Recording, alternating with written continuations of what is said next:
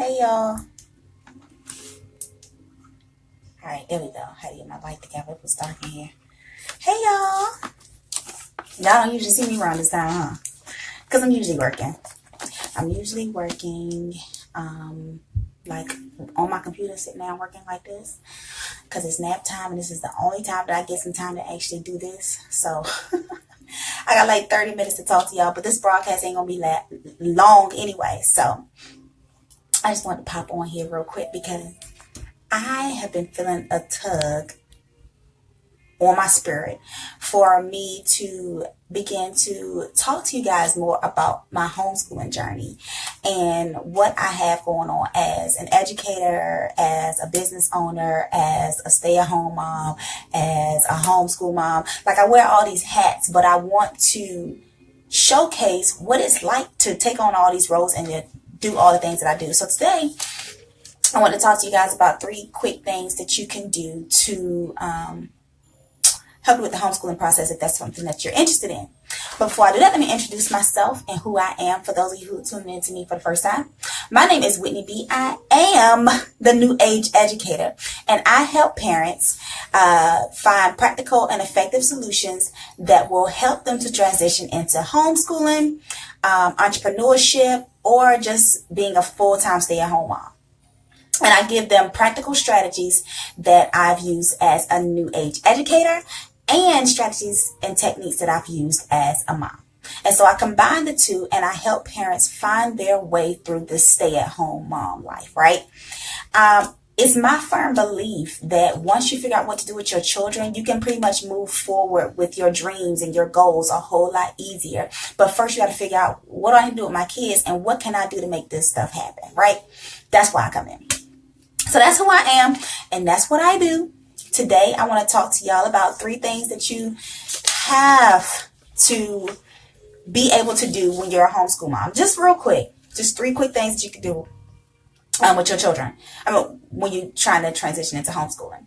So the first thing that I want you to really understand is that you have to be able to plan. You have to know your shit and you have to stay on top of it. And so one thing that I struggled with a while back is not planning. Like, I would plan for my business, I would plan for my this, and I would plan for my that, but I was never really a planner when it came to homeschooling. One, because I naturally just do this, so I figured, hey, I got this, I don't need to plan, but that's not true. You really have to sit down and you have to plan this stuff through. Because what happens if you're not planning and you're not preparing yourself for what's next, then when it comes, guess what? It just hits you with a double whammy. And then you at a homeschool evaluation, and you're like, what your child done did? And you're like, because you weren't planning all along the lines. So one thing that I want to stress is planning. And for me, I use this little baby. This is my teacher planner. I just started using this because I wasn't using it before. And I'm going to be all the way 100. I was not using this at all. I was just doing my own thing. But this is the planner that I'm choosing to use. It's a teacher planner. In addition to that, I have like these little worksheets I print offline. Like, y'all seriously can print this stuff right offline, and you can see that I'm currently in the process of planning. So that's why I got on here to talk to y'all about the purpose of planning and the importance of planning, especially if you plan to be a stay-at-home mom and you plan to be home with your kids on a regular basis. You have to start planning shit out. Like, you have to start outlining your day, how this is going to go, how this is going to go, when this is going to happen, and what you're going to do to make sure it's accomplished. Because if you don't have some type of structure or some type of flow going on, guess what's going to happen? The day is going to overpower you, and then you're going to be like, oh, I can't get this done, I can't get that done, this is not working, da da da da. That's going to be you, because it was me. Why? Because I did not plan. It doesn't take much to plan. There are a couple websites that you can look on, and you can find like different activities in each area of development. So say, for instance, you find a math activity, then you find a science activity, then you find a social studies activity, depending on your child's age and, their learning abilities. You find things that they are interested in, and then you pretty much just start planning those things out and how you want to implement them while you're homeschooling. So whatever way works best for you, that depends on the person. Some people like to use their phone. Some people like to use computers. Some people like me like to write it all out because it just works that way. Whatever it is, you got to plan. That's number 1. All right. That is numero 1. Number 2, spend less by using what you got. That's number 2. Listen, let me tell y'all something. Because I'm a stay-at-home mom, and because I also run a business, I have to be effective with the money that I spend on a regular basis. So a lot of times when it comes to activities and learning experiences with Aiden, I do what I can with what I have in my house already. I don't go out buying all this fancy shit and, thinking that that's going to be the thing that helps him to learn, because truth be told, a lot of that don't even, that don't do nothing. And so that's why I think you should really consider the fact that you got to spend little to no money and find ways that you can make it work. Like, there's been times when let's say for instance, Aiden needs to do a science activity, right? One thing that I do keep in my house is food coloring. I keep I'm listening around my background. I keep food coloring in my house. I keep vinegar. I keep baking soda. So if we are running low and I don't know what else to do with him for an activity or anything along those lines, then I will, yes, go in there and I will do an activity with what we have in the house. Because to me, it's just a waste of your own time and your own money to spend too much on these activities. Like, literally, learning is everywhere. Like, if you are doing a health activity, go to the freaking grocery store and talk about the fruits and vegetables down the aisle. Hello, health lesson done. What you spend? Nothing, because we just walking through the grocery store, baby. We not buying nothing. Okay, so don't go spend a lot on these activities when you don't have to. All right, let me fix my light, y'all. Hold on. 1 second. My light was going off. Okay, so we're back.